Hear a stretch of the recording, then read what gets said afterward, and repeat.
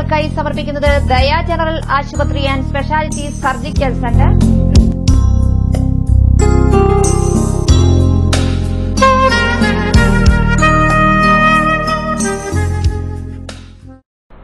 നമസ്കാരം. നമ്മൾ നിങ്ങളുടെ ആരോഗ്യം എന്ന ഈ പ്രോഗ്രാമിലേക്ക് കടക്കുകയാണ്. കൈപുണ്യം എല്ലാ മേഖലകളിലും വളരെ അത്യാവശ്യമുള്ള ഒരു കാര്യമാണ്. ഭക്ഷണം പാകം ചെയ്യുന്നതിൽ മാത്രമല്ല, ആരോഗ്യരംഗത്തും അതുപോലെ തന്നെ എന്ത് പ്രവൃത്തി ചെയ്യുമ്പോഴും നമുക്ക് കൈപുണ്യം വളരെ അത്യാവശ്യമാണ്. വളരെ കൈപുണ്യങ്ങളുള്ള ഒരു സർജനെയാണ് നമുക്കിന്ന് നമ്മുടെ ഈ അതിഥിയായി ഈ പ്രോഗ്രാമിലേക്ക് ലഭിച്ചിരിക്കുന്നത്. തൃശ്ശൂരിലെ ഡോക്ടർ അബ്ദുൽ അസീസ് എന്ന് പറയുന്ന ദയ ഹോസ്പിറ്റലിലെ ഒരു ഡോക്ടറെയാണ് നമുക്ക് ലഭിച്ചിരിക്കുന്നത്. വളരെ പ്രസിദ്ധനായ അദ്ദേഹത്തെ വളരെ ആദരപൂർവ്വം, വളരെ സ്നേഹപൂർവ്വം ഈ പരിപാടിയിലേക്ക് സ്വാഗതം ചെയ്യുന്നു. നമസ്കാരം. ഡോക്ടർ അപ്പോൾ മെഡിക്കൽ കോളേജിൽ വർക്ക് ചെയ്തിരുന്നു ഇതിനു മുമ്പ്. അപ്പോൾ അവിടെ തന്നെ ഒരുപാട് പേഷ്യൻസ്, അപ്പോൾ ഞങ്ങളുടെയൊക്കെ നാട്ടിൽ നിന്ന് വരുന്ന ഒരുപാട് പേഷ്യൻസ് തന്നെ സാറിനെ കാണാൻ വേണ്ടി തിരക്കിട്ട് വരികയും ഞങ്ങളോടൊക്കെ പറയുകയൊക്കെ ചെയ്തിട്ടുണ്ട്. അപ്പോൾ എന്താണ് അങ്ങനെ ഒരു സംവിധാനത്തിൽ നിന്ന് വിട്ട് പെട്ടെന്ന് ഇങ്ങനെ ഒരു വേറെ ഒരു പ്രൈവറ്റ് മേഖലയിലേക്ക് തിരിയാനും ബാക്കിയൊക്കെ കാരണം? ഞാൻ ഏകദേശം 17 വർഷത്തോളം മെഡിക്കൽ കോളേജിലുണ്ടായിരുന്നു. ഒരു സർജറി അസോസിയേറ്റ് പ്രൊഫസറായിട്ടായിരുന്നു ഞാൻ അവസാനം അവിടെ വർക്ക് ചെയ്തത്. പക്ഷേ മെഡിക്കൽ കോളേജിൽ ആ 90കളിലൊക്കെ ഒരു പ്രത്യേക ഒരു സംഭവം ഉണ്ടായി. കാരണം സർക്കാരിന് അവരുടെ സർക്കാർ ആശുപത്രികളോടുള്ള താല്പര്യം കുറഞ്ഞു വന്നു എന്ന് പറയാം. ഈ അഡ്മിനിസ്ട്രേഷൻ്റെ ഒരു ഭാഗമായിരിക്കാം. കാരണം ഫണ്ട് വെട്ടിച്ചുരുക്കി, പിന്നെ പുതിയ പുതിയ സൗകര്യങ്ങൾ, അതായത് ആരോഗ്യ രംഗത്ത് തന്നെ ഒരു വലിയ കുതിച്ചാട്ടം തന്നെ നടന്നു. പുതിയ പുതിയ സാങ്കേതിക വിദ്യകൾ വന്നു, പുതിയ ഉപകരണങ്ങൾ വന്നു. ഇതൊക്കെ വന്നു കഴിഞ്ഞപ്പോൾ ലാപ്രോസ്കോപ്പി, എൻഡോസ്കോപ്പിക് സർജറി, അതുപോലെ തന്നെ പലതരം ഉപകരണങ്ങൾ അതൊക്കെ വന്നപ്പോൾ അത് വാങ്ങാനും അതല്ലെങ്കിൽ നല്ല ഉപകരണങ്ങൾ വാങ്ങാനും സർക്കാരിന് ശേഷിയില്ലാതായി. കാരണം സർക്കാരിൻ്റെ സെറ്റപ്പ് അങ്ങനെയാണ്. കാരണം ഒന്നിലും മോഷണം പാടില്ല എന്നുള്ള സർക്കാരിൻ്റെ പേര്. ഇപ്പോൾ കൊട്ടേഷൻ വിളിച്ച് വാങ്ങുമ്പോൾ ഏറ്റവും വില കുറഞ്ഞ റേറ്റിലാണെങ്കിൽ സാധനം മോശമായിരിക്കും, സർവീസ് ഉണ്ടായില്ല, അല്ലെങ്കിൽ പലപ്പോഴും വാങ്ങാൻ മടി കാണിക്കും. അപ്പോൾ മെഡിക്കൽ കോളേജിൻ്റെ നിലവാരം അന്ന് വളരെ കുറഞ്ഞു വരികയായിരുന്നു. എന്നുവെച്ചാൽ പ്രൈവറ്റ് സെക്ടറിലാണെങ്കിൽ ധാരാളം എല്ലാ ഉപകരണങ്ങളും ഉണ്ട്. അവിടെ കുറേ കൂടി ഒരു നല്ല രീതിയിൽ ക്വാളിറ്റിയുള്ള വർക്ക് ചെയ്യാൻ സൗകര്യം കിട്ടി. ആ ഒരു ഘട്ടത്തിലാണ് ഞാൻ മാറിയത്, പ്രൈവറ്റ് സെറ്റപ്പിലേക്ക് വന്നത്. പക്ഷേ മെഡിക്കൽ കോളേജിൽ അതേ പ്രിൻസിപ്പിൾസ് ഉപയോഗിച്ച് ചികിത്സിക്കാനാണ് ഞങ്ങൾ ശ്രമിച്ചത്. അതിൽ തന്നെ ഇപ്പോൾ നമ്മൾ ഫാസ്റ്റ് ട്രാക്ക് സർജറി എന്ന് പറഞ്ഞൊരു സാധനം ആദ്യമായിട്ട് ഇൻട്രൊഡ്യൂസ് ചെയ്യുന്ന സാറാണ്. എന്താണ് അതിൻ്റെ, എങ്ങനെയൊക്കെയാണ്? ശരിക്കും നമ്മുടെ ഒരു ആവശ്യമായിരുന്നു അന്നത്തെ കാലഘട്ടത്തിൽ. കാരണം മെഡിക്കൽ കോളേജിലുള്ള ഞങ്ങളുടെ പല രോഗികളും ഒരു പ്രൈവറ്റ് ആശുപത്രികളിൽ താങ്ങാൻ പറ്റുന്നവരായിരുന്നില്ല. സാമ്പത്തികമായിട്ട് അവൾ വളരെ പിന്നോക്കാവസ്ഥയിലുള്ളവരായിരുന്നു. അപ്പോൾ ഞങ്ങൾ ആലോചിച്ചു അവരെങ്ങനെയാണ് നമുക്ക് അവരെ കൂടി തൃപ്തിപ്പെടുത്താൻ പറ്റുക എന്നുള്ളത് പ്രൈവറ്റ് സെറ്റപ്പിലേക്ക് വന്നപ്പോൾ. അങ്ങനെയാണ് ഞങ്ങൾ ഇതിനുള്ള വിദ്യകൾ കണ്ടുപിടിക്കാൻ തുടങ്ങി. ഇതൊക്കെ ഒരു സ്വയം സംഭവിച്ചു പോയതാണ്. കാരണം ഇപ്പോൾ അനാവശ്യമായിട്ട് ആശുപത്രിയിൽ താമസിക്കുന്നത് ഞങ്ങൾ ഒഴിവാക്കി. ഇപ്പോൾ ഒരു ഓപ്പറേഷൻ ചെയ്താൽ അന്ന് വിടാം, അല്ലെങ്കിൽ അതിൻ്റെ അടുത്ത ദിവസം വിടാം എന്നൊക്കെ ഞങ്ങൾക്ക് മനസ്സിലാക്കി. അതൊക്കെ ഒരു ശാസ്ത്രീയമായിട്ട് ഞങ്ങൾ പഠിച്ചു തെളിയിച്ച കാര്യങ്ങളാണ് ഇതൊക്കെ. ഇപ്പോൾ മരുന്നുകൾ നമ്മൾ ഇത്രയധികം കൊടുക്കണ്ട, ആശുപത്രിയിലധികം താമസിപ്പിക്കണ്ട, പിന്നെ സർജറിയൊക്കെ നമുക്ക് കുറേ കൂടി രോഗികൾക്ക് ബുദ്ധിമുട്ടില്ലാത്തതും വേദനയില്ലാത്ത രീതിയിലും ചെയ്യാൻ പറ്റും. ഇപ്പം മയക്കം കൊടുക്കാതെ തന്നെ പല ഓപ്പറേഷൻ നമുക്ക് ചെയ്യാൻ പറ്റും. പിന്നെ ഒരുപാട് ടെസ്റ്റുകൾ വേണ്ട. പിന്നെ രോഗിക്ക് തന്നെ സ്വയം അതിനെക്കുറിച്ച് പറഞ്ഞ് മനസ്സിലാക്കി കൊടുക്കുക എന്നുള്ളതാണ് ഏറ്റവും പ്രധാനപ്പെട്ടത്. ഒരു അസുഖം എന്താണ്, എങ്ങനെ രോഗം വരുന്നു എന്നുള്ളത്. ഇങ്ങനെയൊക്കെ ആയപ്പോൾ ഞങ്ങൾക്കൊരു പകുതിയിലധികം ചെലവുകൾ കുറക്കാൻ കഴിഞ്ഞു.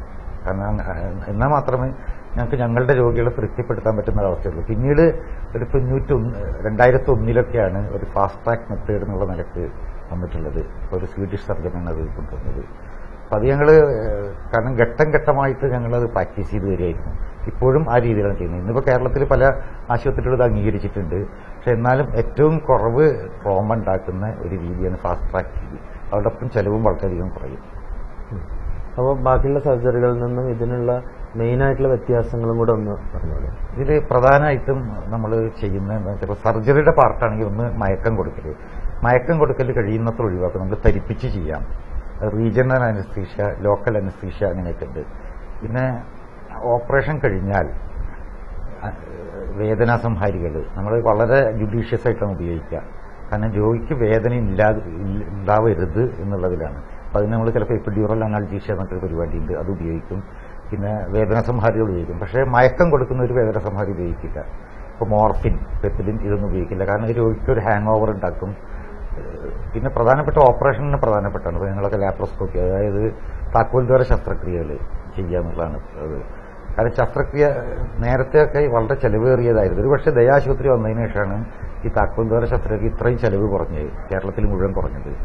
കാരണം അത് ഞങ്ങൾ വളരെ നന്നായിട്ട് തെരഞ്ഞെടുത്തു, അതായത് ഉപകരണങ്ങൾ നന്നായിട്ട് തെരഞ്ഞെടുത്തിരുന്നു. ഒരു ശാസ്ത്രീയമായിട്ടൊക്കെ ചെയ്യുമ്പോൾ ചെലവ് നമുക്ക് കുറക്കാൻ പറ്റും. ഇപ്പോൾ രോഗിക്ക് വളരെ കുറച്ച് താമസം മതി. മാത്രമല്ല ഇപ്പോൾ ഓപ്പൺ സർജറി ചെയ്യുമ്പോഴും, ഇപ്പോൾ തൈറോയ്ഡ് സർജറി ഒക്കെ ഞങ്ങൾ ഫാസ്റ്റ് ട്രാക്ക് രീതിയിൽ ചെയ്യാറുണ്ട്. ഒക്കെ ചെയ്യുമ്പോഴൊക്കെ ഞങ്ങൾ പരമാവധി രോഗിക്ക് ട്രോമ കുറക്കരുത്. ഈവൻ നമ്മൾ ഇപ്പോൾ ഒരു റിട്രാക്ടർ ഉപയോഗിക്കുക, ഇപ്പോൾ ടിഷ്യൂ അകത്തിപ്പിടിക്കാൻ റിട്രാക്ടർ ഉപയോഗിക്കുക, അതിൽ പോലും ഞങ്ങൾ ശ്രദ്ധിക്കും. ഏറ്റവും കുറഞ്ഞ ഭാഗങ്ങളെ ഞങ്ങൾ കരിച്ചു കളയുള്ളൂ. അപ്പോൾ അത് സർജറിയുടെ ഓരോ വിഷയങ്ങളിലും നമ്മൾ ശ്രദ്ധിക്കണം. ഓപ്പറേഷൻ കഴിഞ്ഞ രോഗിയെ ശ്രദ്ധിക്കണം. പ്രധാനപ്പെട്ട സ്റ്റാഫ്, കാരണം സ്റ്റാഫ് ഇപ്പോഴും രോഗികളോട് പറയുക ഒരു 12 മണിക്കൂർ നേരത്തേക്ക് എഴുന്നേറ്റിരിക്കരുത് എന്നാണ്. ഞങ്ങൾ ഓപ്പറേഷൻ കഴിഞ്ഞ് 2 മണിക്കൂറിന് രോഗിയെ മൊബിലൈസ് ചെയ്യും. മാത്രമല്ല രോഗിക്കൊരു മാനസികമായിട്ട് അടുത്ത ദിവസം വീട്ടിൽ പോകാനും അതിന്റെ എത്രയും പെട്ടെന്ന് ജോലിയിലേക്ക് മടങ്ങാനുള്ളൊരു അന്തരീക്ഷം ഉണ്ടാക്കും. ഭക്ഷണം കഴിക്കുക, കഴിയുന്നത്ര വലിയ ഓപ്പറേഷൻ ചെയ്താൽ പോലും 2-3 മണിക്കൂറിനുള്ളിൽ ഒരു ക്ലിയർ ഫ്ലൂയിഡ്, അതായത് വെള്ളം കൊടുക്കുക എന്നുള്ളത് ഇതിന്റെ ഒരു ഭാഗം തന്നെയാണ്. അങ്ങനെ പല വിശദാംശങ്ങളും ശ്രദ്ധിച്ചാലേ ഫാസ്റ്റ് ട്രാക്ക് സർജറി ആവും. ആശുപത്രി താമസം കുറക്കുക എന്നുള്ളത് മാത്രമല്ല, ഓരോ ഘട്ടത്തിലും നമ്മൾ ശ്രദ്ധിക്കണം. എന്നാൽ മാത്രമേ നമുക്ക് ആ റിസൾട്ട് കിട്ടുള്ളൂ. അതുപോലെ തന്നെ ഇപ്പൊ നമ്മുടെ സമൂഹത്തിൽ ഇങ്ങനെ കണ്ടുവരുന്ന വലിയൊരു പ്രവണത എന്താ വെച്ചാൽ, ഇപ്പോൾ ആരാധനാലയങ്ങൾക്ക്, ആശുപത്രികൾക്ക് ഇതിനൊക്കെ ഒരുപാട് പരസ്യങ്ങൾ ഉണ്ടാകും. കുറെ സ്ഥലത്ത് ഇങ്ങനെ പരസ്യ ബോർഡുകൾ ഉണ്ടാവും, കുറെ പരസ്യങ്ങൾ എല്ലാ സ്ഥലത്തും ഉണ്ടാവും. അപ്പോൾ നമ്മൾ ദയ അതിൽ നിന്നും എന്തെങ്കിലും വ്യത്യാസങ്ങളുണ്ടോ? ദയ ഞങ്ങൾ വളരെ കാലം പരസ്യങ്ങളൊന്നും കൊടുത്തിരുന്നില്ല, ഇപ്പോഴും കാര്യമായിട്ടൊന്നും കൊടുക്കുന്നില്ല. നമ്മളുടെ ചില നിർബന്ധങ്ങൾക്ക് വഴങ്ങി നമ്മളോട് വളരെ സഹകരിക്കുന്ന ആൾക്കാർ ഒരു പരസ്യം ചോദിച്ചാൽ കൊടുക്കുന്നേ ഉള്ളൂ. പക്ഷെ ദയയുടെ പ്രധാന പരസ്യം അതല്ല. ദയ അങ്ങനെ ഒന്ന്, ദയയിൽ ഏകദേശം 300ഓളം ഷെയർ ഹോൾഡേഴ്സ് ഉണ്ട്, ഓഹരി ഉടമകളുണ്ട്. ഒന്ന് അവരുടെയൊക്കെ ബന്ധുക്കൾ ഇവിടെ വരാറുണ്ട്. അത് മാത്രമല്ല അവരൊക്കെ സാധാരണ മനുഷ്യന്മാരാണ്. അപ്പോൾ അവരുടെ ബന്ധുക്കൾ, അവരുടെ നാട്ടുകാർ, അവർക്കൊക്കെ നമ്മൾ കൊടുക്കാറുണ്ട്. പിന്നെ നമുക്ക് ഒരുപാട് അഭ്യുദയകാംക്ഷികളുണ്ട് ഞങ്ങളോട് സഹകരിക്കുന്ന ആൾക്കാർ. പിന്നെ ഇവിടെ വന്നാൽ നമ്മൾ ചാർജ് എന്നുള്ളൊരു പ്രശ്നമാക്കാറില്ല. അപ്പോൾ ഒന്ന് പൊതുവെ ചാർജ് കുറവാണ്. അതിൽ തന്നെ ഒരു പണമില്ലാത്തതിന്റെ പേരിൽ ഒരു രോഗി ഓപ്പറേഷൻ ചെയ്ത് കൊടുക്കാതിരിക്കുക എന്നുള്ളൊരു പരിപാടി ഇവിടെ ഇല്ല. അവരുള്ള ഇവിടെ വെറുതെ കിടക്കുന്ന ഓപ്പറേഷൻ തിയേറ്ററാണ്. ഇവിടെ മരുന്നുകൾ അവർ വാങ്ങും. പിന്നെ ഇപ്പോൾ ഞങ്ങളുടെ ഡോക്ടർമാരുടെ പൈസയൊക്കെയാണ്. അപ്പോൾ ഇല്ലെങ്കിലും കുഴപ്പമില്ല എന്നുള്ള രീതിയിൽ ഞങ്ങൾ ഓപ്പറേഷൻ ചെയ്തു കൊടുക്കും. ഉള്ള പൈസക്ക് ഓപ്പറേഷൻ ചെയ്തു കൊടുക്കുക എന്നുള്ളതാണ്. പക്ഷെ ഞങ്ങൾ അന്വേഷിക്കും, ഇയാളത് വ്യാജാണോ ശരിയാണോ എന്നുള്ളത് അന്വേഷിക്കും. പക്ഷെ അങ്ങനെ ഒരു പണം ഇല്ലാത്ത ഒരാൾക്ക് ഞങ്ങളിപ്പോൾ മെഡിക്കൽ കോളേജിൽ വിടേണ്ട ആവശ്യം ഒരിക്കലും ഉണ്ടായിട്ടില്ലെന്ന് തന്നെ പറയാം. കാരണം അവരിപ്പോൾ 5000 രൂപ ഉള്ളെങ്കിൽ 5000 രൂപക്ക് അത് ചെയ്തു കൊടുക്കുക എന്നുള്ളതാണ്. കാരണം കുറേയൊക്കെ ഞങ്ങൾ സഹായിക്കും. മരുന്നുകൾ ഇവിടെ നിന്നൊക്കെ സാമ്പിൾസ് ഉണ്ടാവും, അപ്പോൾ സാധനങ്ങൾ ഞങ്ങൾക്ക് സഹായിക്കാൻ പറ്റും. പിന്നെ അവർ പിന്നീട് വന്ന് അടക്കാമെന്ന് പറയും. അങ്ങനെയൊക്കെയാണ്. അതൊരു പരസ്യമാണ്. പിന്നെ ഞങ്ങളിപ്പോൾ കഴിഞ്ഞൊരു ഏകദേശം 14 വർഷത്തോളമായി ദയ തുടങ്ങിയിട്ട് ഇവിടെ ഏകദേശം 1 ലക്ഷത്തിലധികം ഓപ്പറേഷൻസ് ചെയ്തിട്ടുണ്ട്. കാരണം അപ്പം അതിന്റെ എന്തായാലും ഒരു ഓപ്പറേഷൻ ചെയ്യുമ്പോൾ ഒരുപാട് ആൾക്കാർ കൂടെ വരും. അങ്ങനെ ഈ 1 ലക്ഷത്തിൽ അവരുടെ ബന്ധുക്കൾ, കുടുംബക്കാർ ഇങ്ങനെയൊക്കെ ഉണ്ടാവുമല്ലോ, അവർക്കൊക്കെ ഭൂരിപക്ഷം ആൾക്കാർക്ക് നല്ലൊരു അഭിപ്രായത്തോടെയാണ് ഇവിടുന്ന് പോയിട്ടുള്ളത്. അപ്പോൾ ജനങ്ങൾ പരസ്പരം പറഞ്ഞിട്ടുള്ളതാണ് ഇപ്പോൾ ഈ ദയയുടെ പ്രസിദ്ധി എന്നുള്ളത്. ദയയുടെ പരസ്യം ഇല്ലാത്തത് അതുകൊണ്ട് തന്നെയാണ്. മാത്രമല്ല ഇപ്പോൾ കാസർഗോഡ്, കണ്ണൂര്, വയനാട് നിന്ന് സുൽത്താൻ ബത്തേരി, മീനങ്ങാടി ഇവിടുന്നൊക്കെ ഇവിടെ രോഗികൾ വരാറുണ്ട്. അപ്പോൾ എറണാകുളം, കോട്ടയം എന്നുള്ള സ്ഥലത്തു നിന്നൊക്കെ. പക്ഷെ ഇതൊക്കെ പറഞ്ഞു കേട്ടാണ്. ഒരുപക്ഷെ ഗൾഫ് ഇതിനെ സഹായിക്കുന്നുണ്ടാവും.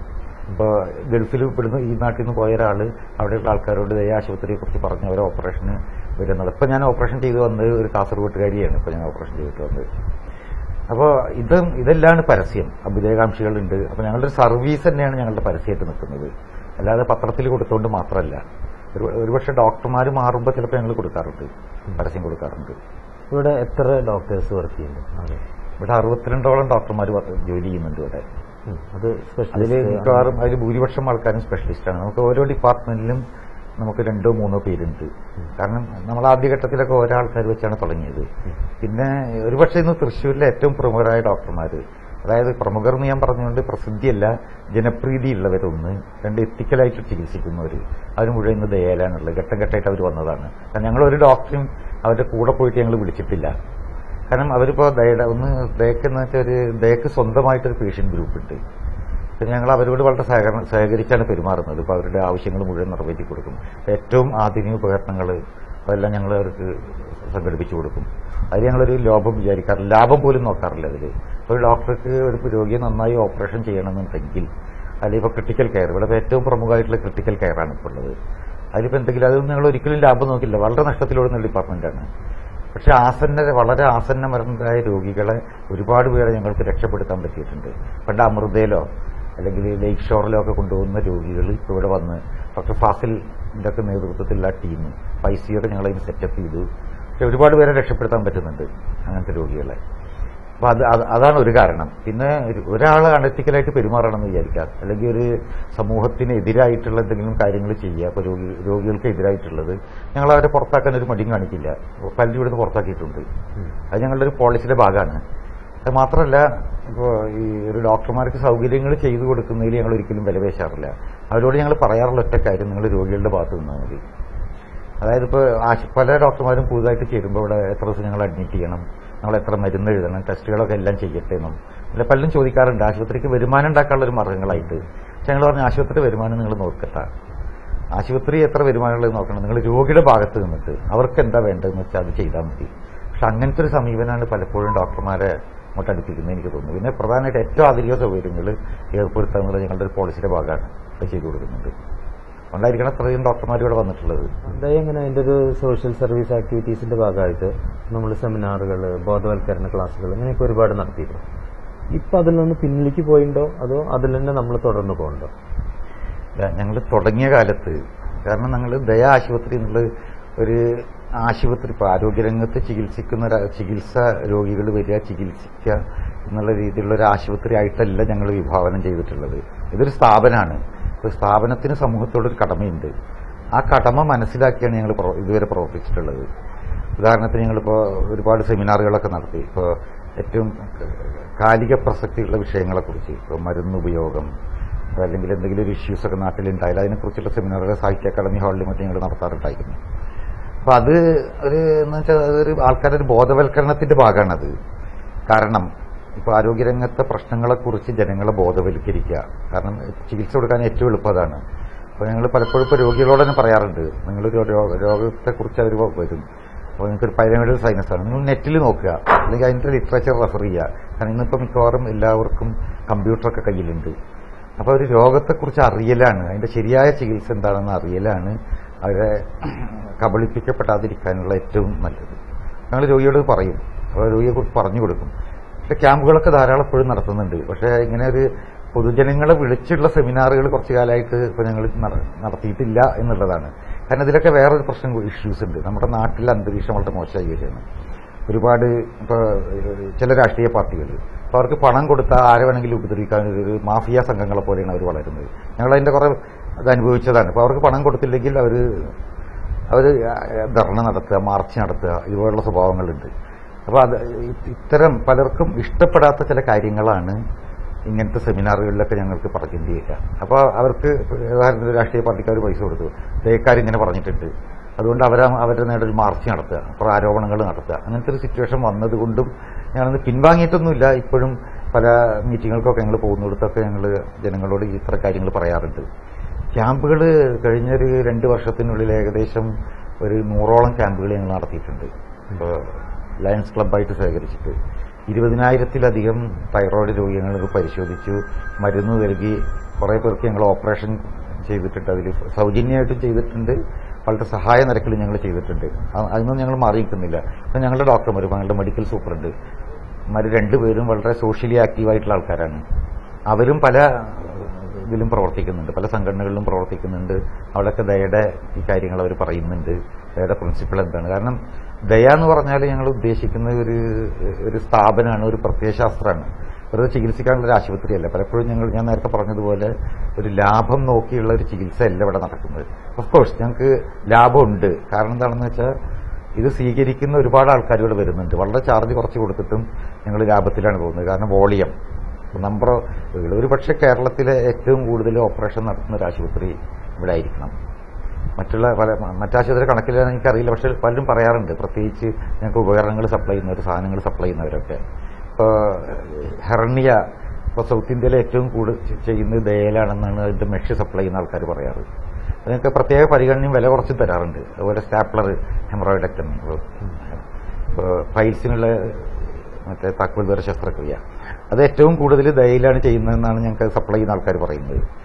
പക്ഷെ അത് ഒരുപക്ഷെ റേറ്റ് കുറവായതുകൊണ്ടും രോഗികളെ പെട്ടെന്ന് വിടുന്നത് കൊണ്ടും മാത്രമല്ല ഞങ്ങളുടെ സ്റ്റാഫിന്റെയും ഞങ്ങളുടെ മാനേജ്മെന്റിന്റെ ഒരു സമീപനം കൂടിയാണത്. കാരണം എന്ത് പ്രശ്നമാണ് 24 മണിക്കൂർ മാനേജ്മെന്റ് ഇവിടെ ഉണ്ട്. അവരെന്ത് പരാതികളും ഞങ്ങൾ തീർത്തു കൊടുക്കും. അതുപോലെ ഏറ്റവും പ്രധാനപ്പെട്ട 24 മണിക്കൂറും ഡോക്ടർമാർ ലഭ്യമാണ്, അതും സ്പെഷ്യലിസ്റ്റ്. ഒരു രോഗി ഇവിടെ അഡ്മിറ്റ് ചെയ്തിട്ട് 1 മണിക്കൂറിനുള്ളിൽ സ്പെഷ്യലിസ്റ്റ് ഡോക്ടറെ കാണണമെന്നുണ്ടെങ്കിൽ കാണാതിരിക്കുന്ന അവസ്ഥയില്ല. അതുപോലെ ഞങ്ങൾ പ്രത്യേകം ശ്രദ്ധിക്കുന്നുണ്ട്. അപ്പോൾ ഇതോടെ തന്നെ ഇപ്പോൾ ഞങ്ങൾ ഡോക്ടർമാർക്ക് പൊതുവെ നിർദ്ദേശം കൊടുത്തിട്ടുണ്ട്, നിങ്ങൾക്ക് രോഗത്തെക്കുറിച്ച് രോഗിക്ക് പൂർണ്ണമായിട്ടും പറഞ്ഞ് മനസ്സിലാക്കി കൊടുക്കണം. പക്ഷെ പലർക്കും തിരക്കുകൊണ്ട് കഴിയാറില്ല. പക്ഷെ ഇവിടെ ആശുപത്രിയിൽ പല വൈകുന്നേരങ്ങളിലും ക്ലാസ്സുകൾ നടത്താറുണ്ട്. ഇപ്പോൾ കഴിഞ്ഞ ഞായറാഴ്ച ഒരു ക്ലാസ് ഉണ്ടായിരുന്നു ഇവിടെ. ഡോക്ടർ ശ്രീകുമാർ ഉദരരോഗ വിദഗ്ധൻ അവർക്ക് ക്ലാസ് എടുത്തു, അവർക്കൊരു ഫ്രീ മെഡിക്കൽ ക്യാമ്പ് നടത്തി. അങ്ങനെയുള്ള പല പരിപാടികളും ഇപ്പോഴും തുടരുന്നുണ്ട്.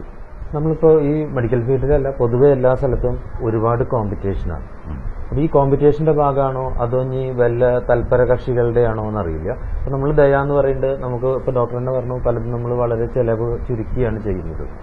പക്ഷെ ചില ഭാഗങ്ങളിൽ നിന്ന് വളരെ ചെലവേറിയതാണ് ഇവിടുത്തെ ചികിത്സ എന്നുള്ളത് ഒരു ആക്ഷേപം ചിലപ്പോൾ അങ്ങനെ ആൾക്കാർ പറഞ്ഞു കേൾക്കാറുണ്ട്. അപ്പോൾ എങ്ങനെയാണ് നമ്മളത് അതിനുള്ളൊരു സാധ്യതയുണ്ട്. കാരണം എന്താണെന്ന് വെച്ചാൽ ഒന്ന് ചെലവ് കുറഞ്ഞ ചികിത്സ എന്നുള്ളൊരു സംസ്കാരം തന്നെ ദയാണ് ഇവിടെ കൊണ്ടുവന്നിട്ടുള്ളത്. അതിപ്പോൾ പൊതുജനങ്ങൾക്ക് മുഴുവൻ അറിയാം, അതുകൊണ്ടാണ് ഇവിടെ തിരക്കുള്ളത്. പ്രത്യേകിച്ച് ശസ്ത്രക്രിയ അങ്ങനെ. ഇതിലിപ്പോൾ എന്താ പ്രധാനപ്പെട്ട ഒരു കാര്യം എന്താണെന്ന് വെച്ചാൽ ഇപ്പോൾ ചികിത്സാ രംഗത്ത് ഒരുപാട് ഡെവലപ്മെന്റ് വരുന്നുണ്ട്. ഇപ്പോൾ ആസന്ന മരണ രോഗികൾ, അവിടെ ക്രിട്ടിക്കൽ കെയർ എന്ന് പറയും. ക്രിട്ടിക്കൽ കെയർ രോഗികൾ ഇപ്പോൾ ഉദാഹരണത്തിന് ഡെങ്കു പനി വന്നു എന്ന് വിചാരിക്കുക. ഡെങ്കു പനി വന്നൊരു രോഗിയെ നമ്മൾ ചിലപ്പോൾ വെന്റിലേറ്റർ ഇടേണ്ടി വരും. അവർക്ക് ഉണ്ടാകുന്ന കോംപ്ലിക്കേഷൻസ്, ഇപ്പോൾ അവർക്ക് രക്തത്തിലെ അണുക്കൾ കുറയും, രക്തത്തിലെ അണുക്കൾ കയറ്റേണ്ടി വരും. അതുപോലെ തന്നെ ചിലപ്പോൾ ബ്ലഡ് കൊടുക്കേണ്ടി വരും. പിന്നെ അങ്ങനെ ഈ ചികിത്സയിൽ പിന്നെ വില പിടിച്ച മരുന്നുകൾ വേണ്ടി വരും. അപ്പോൾ ഇതൊക്കെ വരുമ്പോൾ ഒരുപാട് ചെലവ് വരും. ഇപ്പോൾ ഞങ്ങൾ ക്രിട്ടിക്കൽ കെയർ തുടങ്ങിയതിനു ശേഷം ഞങ്ങൾക്ക് ഇത്രയും പരാതികൾ തുടങ്ങിയിട്ടുള്ളത്. കാരണം ഇവിടെ നമ്മൾ മരിക്കാൻ പോകുന്ന ഒരു രോഗിയെ രക്ഷപ്പെടുത്തുകയാണ്. അതുപോലെ ഒരു അപകടത്തിൽ പറ്റിയപ്പോൾ ഒരു തലയ്ക്ക് ക്ഷതം പറ്റിയ ഒരാളാണെന്ന് വിചാരിക്കുക. അപ്പോൾ നമ്മൾ പ്ലാൻഡ് ആയിട്ടുള്ള സർജറികൾ, ഇപ്പോൾ പൈൽസോ ഹെർണിയോ അല്ലെങ്കിൽ ഒരു എല്ല് പൊട്ടിയതോ അല്ലെങ്കിൽ ജോയിന്റ് മാറ്റി വെക്കുന്നോ ഒക്കെ നമുക്കൊരു ലിമിറ്റ് ചെയ്യാൻ പറ്റും. കാരണം അതിന്റെ ചികിത്സ തന്നെ അതിന് നമ്മൾ പറയുന്ന ചെലവേ വരുള്ളൂ. അതിന് ഫിക്സഡ് പറയാൻ പറ്റും. പക്ഷേ മറ്റുള്ളത് അതുപോലെയല്ല. കാരണം രോഗിക്കൊരു പ്രശ്നം വന്നു കഴിഞ്ഞാൽ, ഇപ്പോൾ ഉദാഹരണത്തിന് ക്യാൻസർ രോഗികൾ, ഇപ്പോൾ ഒരു ശസ്ത്രക്രിയാന്തരം ഒരു അസുഖം, അവർക്ക് വേറെ എന്തെങ്കിലും ഒരു പ്രശ്നങ്ങൾ വന്നു, ലീക്ക് വന്നു, അല്ലെങ്കിൽ പ്രോട്ടീൻ കൊടുക്കണം. കാരണം ഇന്ന് പ്രോട്ടീൻ ഒരു ബോട്ടിലിന്റെ വില ഏകദേശം 1500 രൂപയാണ് വില വരുന്നത്. ചിലപ്പോൾ 2-3 ബോട്ടിൽ ദിവസം കൊടുക്കേണ്ടി വരും.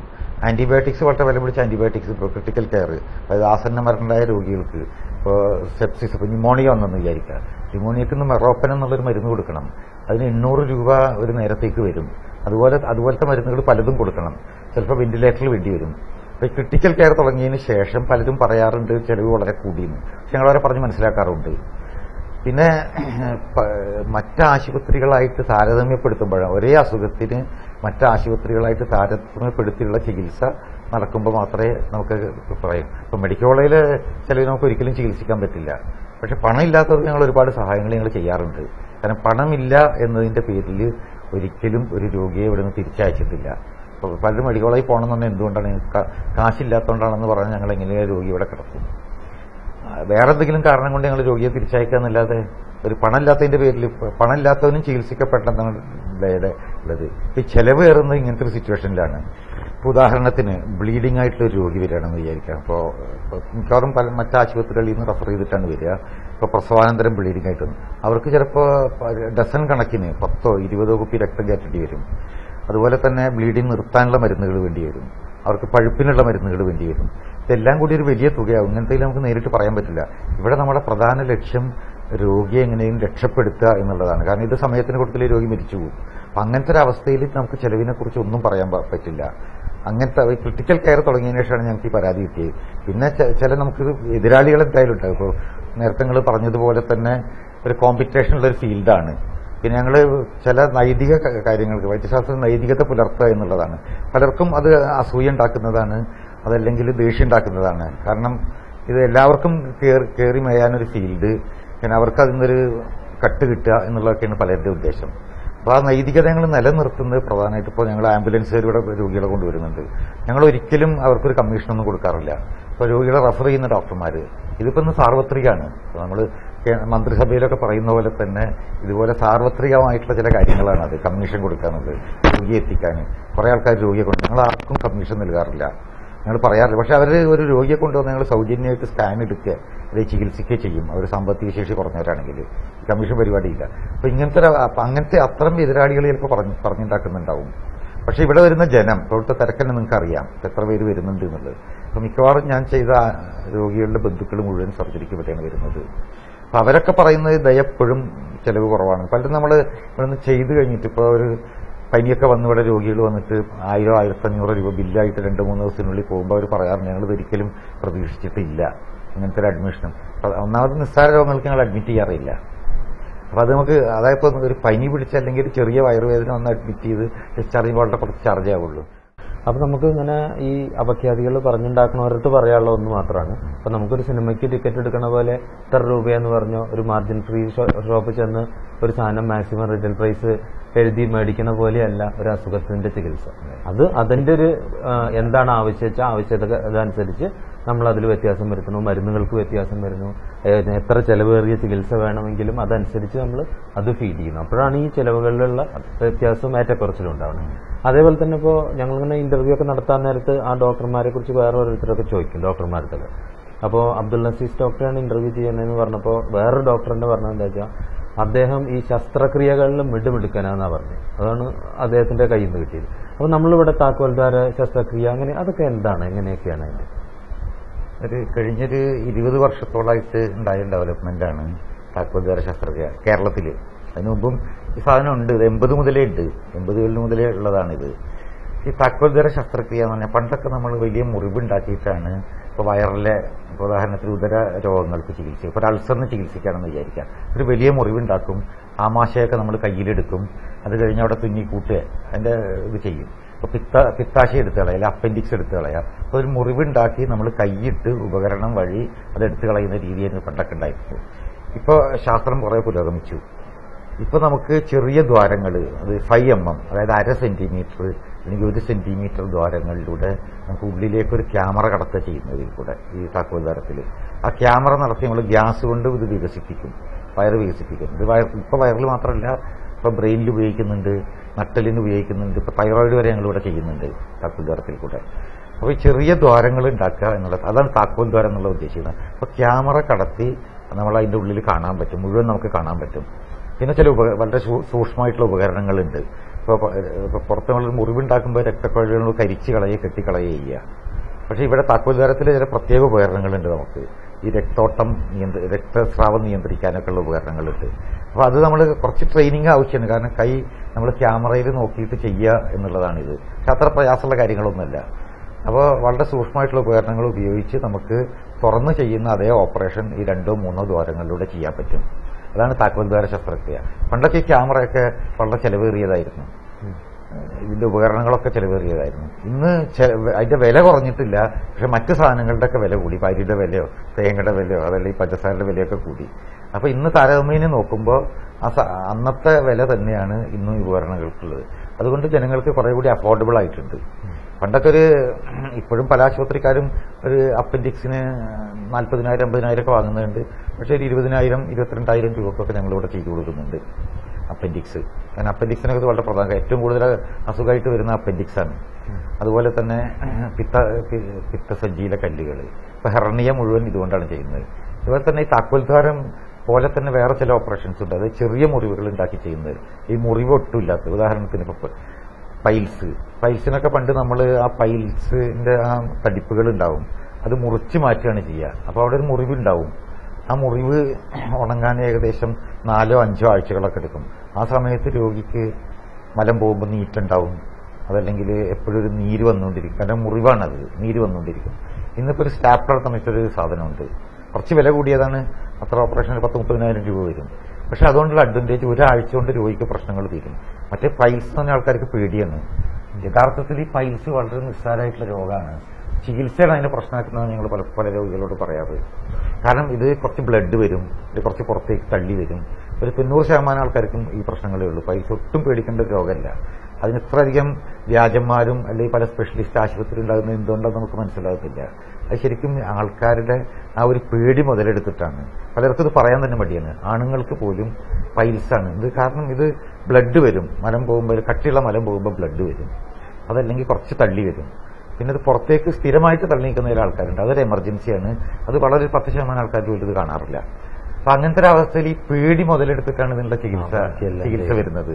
അപ്പൊ ഇതിപ്പോ ആദ്യഘട്ടത്തിലൊന്നും ഇതില് ഇപ്പൊ നമ്മുടെ അടുത്ത് പൈൽസായി വരുന്ന ഒരു 60-70% ചികിത്സന് ആവശ്യമില്ല എന്ന് പറയാം. കാരണം ഇപ്പൊ മലബന്ധമായിരിക്കും ഒരു പ്രധാന കാരണം.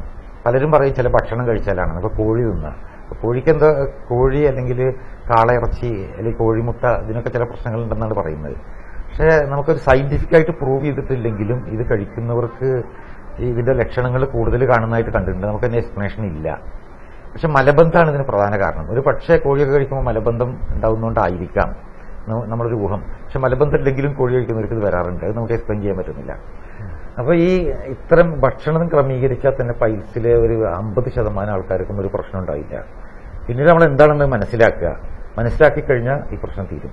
വളരെ കുറച്ചൊരു 10%-ത്തിനൊക്കെ ഓപ്പറേഷൻ വേണ്ടുള്ളൂ. ഓപ്പറേഷൻ ഇപ്പൊ ഓപ്പൺ സർജറി ഉണ്ട്. പണ്ടൊക്കെ ആൾക്കാർ കരിച്ചു കളയ ഇപ്പോഴും ചില അത്ര വിദ്യാഭ്യാസമില്ലാത്ത ഭാഗത്ത് നിന്ന് കരിച്ചു കളയുന്നതിനെ കുറിച്ച് പറയാറുണ്ട്. ഈ കരിച്ചു കളയല് പറഞ്ഞാൽ നമ്മളൊരു സ്റ്റൈലിന് വേണ്ടി ഉണ്ടാക്കിയാണ്. ആക്ച്വലി നമ്മൾ കട്ട് ചെയ്യുന്നതിന് പകരം ആ ചുറ്റുപാടും ബേൺ ചെയ്യാണ്. അത് ലേസർ ഉപയോഗിച്ചായിരിക്കാം, ഇൻഫ്രാറെഡ് ഉണ്ട്, ഇത് ഹാർമോണിക് വെച്ചായിരിക്കാം. പക്ഷെ അപ്പോൾ ഉടനെ മുറിവൊന്നും ഇല്ലെങ്കിലും അടുത്ത ഒരാഴ്ചക്കുള്ളിൽ ആ ടിഷ്യൂ, അതായത് കരിച്ചു കഴിഞ്ഞ ഭാഗം വന്ന് മുറിവ് വരും. അപ്പോൾ ഒരു പക്ഷേ സാധാരണ ഓപ്പറേഷനേക്കാളും കോംപ്ലിക്കേഷൻസ് കൂടുതലുള്ളതാണ്. അതുകൊണ്ടൊന്ന് മിക്ക ഡോക്ടർമാരും അത് ചെയ്യാറില്ല. പക്ഷെ എന്നാലും ഡോക്ടർമാർ ചെയ്യുന്നത് ഈ കരിച്ചു കളയാന്നേ പറയുള്ളൂ. കാരണം ഇത് രോഗിക്ക് ഇപ്പോൾ നേരത്തെ പറഞ്ഞ ലാപ്രോസ്കോപ്പിക് സർജറി പല ഡോക്ടർമാർ ഇത് കമ്പ്യൂട്ടറിൽ ചെയ്യാന്നാ പറയുക. ആൾക്കാരെ ഇപ്പൊ വിദ്യാഭ്യാസമുള്ളവരുടെ അടുത്ത് പറ്റില്ല. പക്ഷെ സാധാരണ മനുഷ്യന്മാരുടെ ഇപ്പൊ രോഗികളെ ഒരു കമ്പ്യൂട്ടറിൽ ചെയ്യണമെന്ന് ഞാനൊക്കെ ആദ്യം അത്ഭുതപ്പെട്ടിരുന്നത്. പക്ഷെ കഴിയുന്നത്ര അവരെ തിരുത്താൻ ശ്രമിക്കുന്നത് കമ്പ്യൂട്ടറൊന്നും അല്ല, തീരി കൊടുക്കും. അപ്പോൾ അത് കമ്പ്യൂട്ടറിൽ ചെയ്യുക. അതുപോലെ തന്നെ പൈൽസിന് കരിച്ചു കളയുന്നില്ല. കരിച്ചു കളയിൽ ഇപ്പോൾ ഒരു ആക്സെപ്റ്റഡ് ചികിത്സ ഇല്ല. പിന്നെ ഉള്ളത് സ്റ്റാപ്ലറാണ്. സ്റ്റാപ്ലർ എന്ന ഒരു മെഷീൻ ഉപയോഗിച്ചിട്ട് ആ പൈൽ മാസം എടുത്തു കളഞ്ഞ് അത് സ്വയം കൂട്ടിച്ചേർക്കുന്ന പരിപാടിയാണ്. അതും വേദന ഇല്ല എന്നല്ല, വേദന വളരെ കുറവായിരിക്കും. ഏകദേശം ഒരാഴ്ച കൊണ്ട് പ്രശ്നങ്ങളൊക്കെ തീരും. പക്ഷെ ഒക്കേഷണലായിട്ട് ഒരു രോഗിക്ക് ഇപ്പോൾ ഒരു 100 പേരെ ചെയ്യുമ്പോൾ 1-2 പേർക്ക് ചിലപ്പോൾ ആശുപത്രിയിൽ വീണ്ടും അഡ്മിറ്റ് ചെയ്യേണ്ട രീതിയിൽ വേദന ഉണ്ടാവും. ഇതിപ്പോൾ എല്ലാ ഓപ്പറേഷനും അതിൻ്റെതായ ചില പ്രശ്നങ്ങളുണ്ടാവും. ജനങ്ങളൊക്കെ പ്രതികരിക്കുന്നത് പല രീതിയിലായിരിക്കും. ഉദാഹരണത്തിന് ചെറിയൊരു പഴുപ്പ് വന്ന വേദന ഉണ്ടാവും, ചിലപ്പോൾ അവർക്ക് വേറെ എന്തെങ്കിലും അസുഖം ഉണ്ടാവും, വേറെ എന്തെങ്കിലും അസുഖം ഉണ്ടാവും, റിലേറ്റ് ചെയ്തിട്ടുണ്ടാവും. പക്ഷെ ഭൂരിപക്ഷം പേർക്കും ഇതുപോലത്തെ ഈ തക്കോദ്വാര ശസ്ത്രക്രിയ പൈൽസിനുള്ളതുകൊണ്ട് വലിയ പ്രശ്നങ്ങളൊന്നും ഉണ്ടായില്ല. അതൊക്കെ ഹെർണിയൊക്കെ പണ്ട് നമ്മൾ മുറിവുണ്ടാക്കിയാണ് ചെയ്തിരുന്നത്. കാരണം ഹെർണിയ എന്ന് പറഞ്ഞാൽ മുറിവുണ്ടാക്കുമ്പോൾ പണ്ടൊക്കെ നമ്മൾ തുന്നി വെക്കലായിരുന്നു. അതിന് ഏകദേശം ഒരു 20% രണ്ടാമത് വരും. അപ്പോൾ ദയയിലെ സംവിധാനങ്ങളും ബാക്കിയെല്ലാം അങ്ങനെയൊക്കെയാണ്. എന്താണ് ഇനി ദയയുടെ ഒരു അടുത്തൊരു പരിപാടി, ഒരു ഭാവി പരിപാടി അല്ലെങ്കിൽ ഒരു ഡ്രീം എന്താണ്? ദയയില് ഇപ്പോൾ നമ്മൾ സാധാരണ ഒരാശുപത്രിക്കും പേരിടാത്ത രീതിയിലാണ് ഞങ്ങൾ പേരിട്ടിട്ടുള്ളത്. സ്പെഷ്യലിസ്റ്റ് ആശുപത്രി, മൾട്ടി സ്പെഷ്യാലിറ്റി, ഹൈടെക് എന്നങ്ങനെയൊക്കെ ആൾക്കാർ പേരിടാറുള്ളത്. ഞങ്ങളുടെ പേര് പറഞ്ഞിട്ട് ഞങ്ങൾ ജനറൽ ഹോസ്പിറ്റൽ എന്നാണ്. അപ്പൊ ഞങ്ങൾ ആ ഒരു general hospital and surgical centre എന്നുള്ള രീതിയിൽ കൊണ്ടുനടക്കാൻ തന്നെ വിചാരിക്കുന്നത്. പക്ഷെ ജനറൽ ഹോസ്പിറ്റൽ എന്ന് പറഞ്ഞാൽ ഞങ്ങൾ പ്രധാനമായിട്ട് എല്ലാ സ്പെഷ്യാലിറ്റിയും ഇവിടെ ഉണ്ടാവും. ചില സ്പെഷ്യാലിറ്റി ഞങ്ങൾ പ്രാമുഖ്യം നൽകും. ഞങ്ങളിപ്പോൾ പ്രധാനമായിട്ട് ഇപ്പോൾ അടുത്ത് തുടങ്ങാൻ പോകുന്നത് കാർഡിയോതൊറാസിക് സർജറി, ഹൃദ്രോഗ ശസ്ത്രക്രിയ, ഹൃദയത്തിനുള്ള ശസ്ത്രക്രിയക്കുള്ള പരിപാടി. അതിനുള്ള പരിപാടികളൊക്കെ ഞങ്ങൾ തുടങ്ങിക്കഴിഞ്ഞു. ഏകദേശം ഒരു 3-4 മാസത്തിനുള്ളിൽ ഞങ്ങൾ തിയേറ്ററൊക്കെ ഞങ്ങൾ മോഡിഫൈ ചെയ്തുകൊണ്ടിരിക്കുകയാണ്. അപ്പം അത് പിന്നെ ഞങ്ങൾക്കിപ്പോൾ പ്രധാന പ്രശ്നം, നമ്മുടെ ഇപ്പോഴത്തെ പ്രശ്നം ഇവിടെ റൂമോ ബെഡോ ഇല്ല എന്നുള്ളതാണ്. ഇപ്പോൾ വാർഡിലൊക്കെ, കാരണം ഞങ്ങൾ പലപ്പോഴും ഒരു 5 മണിക്ക് ശേഷം ഇവിടെ ഇരിക്കാൻ പറ്റാറില്ല റെക്കമെൻഡേഷൻ കാരണം. ഫോൺ ഓഫ് ചെയ്യേണ്ടി വരും. കാരണം റൂം കിട്ടാം. കാരണം പലരും നമുക്ക് വളരെ പരിചയമുള്ള ആൾക്കാരായിരിക്കും, അവർക്ക് റൂം കിട്ടില്ല. അപ്പോൾ അവർ ഞങ്ങൾ വിളിക്കാൻ തുടങ്ങും, അല്ലെങ്കിൽ വരാൻ തുടങ്ങും. അപ്പോൾ കുറച്ച് റൂം, ഏകദേശം ഒരു 100ഓളം റൂം ഞങ്ങൾ 2 ഫ്ലോറിൽ ഉണ്ടാക്കുന്നുണ്ട്. പിന്നെ ഇവിടെ ഏറ്റവും പ്രമുഖമായിട്ടുള്ള ഒരു ഡിപ്പാർട്ട്മെന്റാണ് ജോയിന്റ് റീപ്ലേസ്മെന്റ്, സന്ധി മാറ്റിവെക്കൽ ശസ്ത്രക്രിയ, അതിന് arthroscopy. Doctor Premkumar, doctor Antony, doctor Harish ഇവരുടെ നേതൃത്വത്തിലാണ് ഇത് നടക്കുന്നത്. അപ്പോൾ അതിന്നിപ്പോൾ കേരളത്തിൽ തന്നെ ഏറ്റവും കൂടുതൽ സന്ധി മാറ്റിവെക്കൽ ശസ്ത്രക്രിയ ചെയ്യുന്നത് ദയയിലാണ്.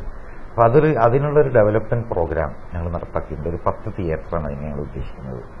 ഇത് മാത്രമല്ല, അവിടെ വേറെയും പല സ്പെഷ്യാലിറ്റി ഉണ്ട്. ന്യൂറോ സർജറി, കാർഡിയോതൊറാസിക്കൊക്കെ അവിടെ വരുന്നുണ്ട്. അതിപ്പോൾ ഞങ്ങൾ അതിന് പെർമിഷൻ കൊടുത്തിട്ടുണ്ട്. മിക്കവാറും ഏതാനും മാസങ്ങൾക്കുള്ളിൽ ഞങ്ങൾ അതിന്റെ വർക്ക് തുടങ്ങും. അതിന് പെർമിഷൻ കിട്ടിയ വർക്ക് തുടങ്ങും. അപ്പൊ അതും ഇപ്പൊ കാരണം ഞങ്ങൾ ഈ ആശുപത്രിയൊക്കെ ഉണ്ടാക്കുന്ന സമയത്തുള്ള രീതിയല്ല ഇപ്പോ. ആശുപത്രിയുടെ മുഖം മിനിക്കേണ്ട ഒരവസ്ഥയുണ്ട്. പണ്ടൊക്കെ ആശുപത്രി ഇടുങ്ങിയ വരാന്തകളും അല്ലെങ്കിൽ അഴുക്കുള്ള ബാത്റൂമും ഇതൊക്കെ ആൾക്കാർക്ക് വലിയ കുഴപ്പമുണ്ടായിരുന്നില്ല. ഇപ്പൊ അതുപോലെയല്ല. ആൾക്കാർക്ക് ഒരു ഹോട്ടലിന്റെ രീതിയിൽ, അതൊരു സ്റ്റാർ ഹോട്ടലിന്റെ രീതിയിൽ അതുപോലത്തെ ലോബി വേണം, അതുപോലത്തെ റൂം വേണം, AC വേണം. സാധാരണക്കാർ പോലും ഒരു റൂം വേണം, അതും നല്ലൊരു AC ഉള്ള റൂം വേണമെന്ന് പറയുന്നൊരവസ്ഥയാണെന്നുള്ളത്.